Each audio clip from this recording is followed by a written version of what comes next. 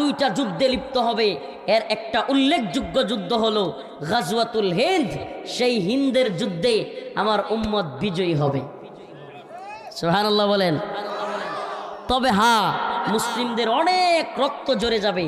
মুসলিমদের একটা কাফেলা তয়ফায়ে মানসুরা, সেই কাফেলায় হিন্দুত্ববাদীদের বিরুদ্ধে বিজয়ী হবে এবং বিজয় ছিনিয়ে নিয়ে বাইতুল মাকদিসের দিকে যাবে। ওখানে যায় দেখবে হযরত ঈসা আলাইহিস সালাম রেডি আছেন। সুবহানাল্লাহ। গোটা পৃথিবী আবার মুসলিমদের দখলে আসবে।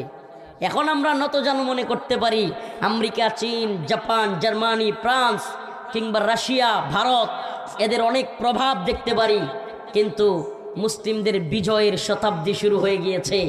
আফগান বিজয় 1924 সালে উসমানীয় খেলাফত ধ্বংস হয়েছিল। আল্লাহ পাক 2024 আসার আগেই 2021 সালে আফগানে তালেবানদের বিজয়